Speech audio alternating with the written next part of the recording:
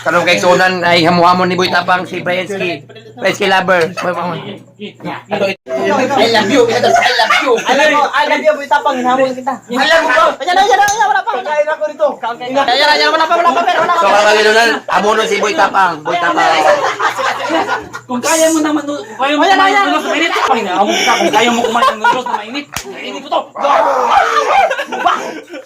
Ikaw Unggoy ba? Sige na, sige na. Sige na, sige na. Kalong kay Sonan ay hamu-hamon ni Boy Tapang si Brensky. Brensky lover. Brensky lover.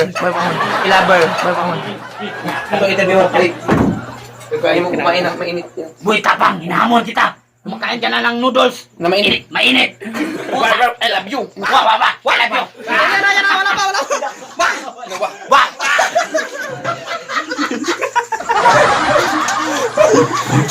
Pumasok kay Sonan, kaya mo ni Boy Tapang si Brensky. Boy Tapang. Saman, pagod ka? I love you. I love you. Ang init. Alam mo ba? Parang init. Init kayo. Init kayo, Koy. Boy Tapang si Patol, Sokol. Boy Tapang. I love you. Ina. I love you. Tinitigasan na naman ako sa iyong ganda. Makita na ng Boy Tapang. Boy Tapang. I-upload na sa upload. Gabi naman. Elber ka version ko. Tama na yung version ko. Anay, magbusigla ka ba sa makita to? Interview. Hika pa dyan Kahit sa... walang tulog, basta kumain. Inspiration. Hello. Oops, si Bert.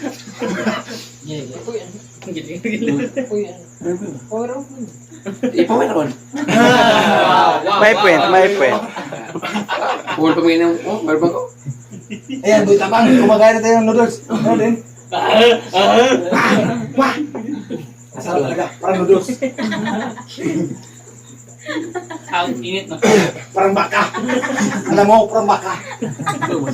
Iyon to ka na ba? Nasbaw. Kilikili talaga. Parang lugar niya. Anong lugar niyo? Sili. Sili. Masarap talaga. Grabe mga bahan na tulog. Grabe. Peanut butter. Grabe, Ryan. Paul, ayun pa ka na peanut butter, Paul. You know, my mindset, Paul. Nasa this Ryan ay. Natin. Ari Ryan ay. Ako, Brian. Sigo pa nagsabaw Ryan ay. Asa Ryan? Ryan. Oh, dinamol kita. Yung asawa mo. Nandun na, naglagay ng kutsilyo. Galing ni kutsara lagi. Subak na. Subak ito, subak. Hello, subak. Pilipinas, subak. Kabaw yan, kabaw. Baka yan, pero kabaw yan. Grabe dudong sa lumunay. Puro nga nakadala ka ito. Bihag bago na. Gilatan ba? Mga dyan. Okay na lang yun. Okay, tulpay. Ang kailangan kong gawin upang malaman mo ikaw ang minamahal ko.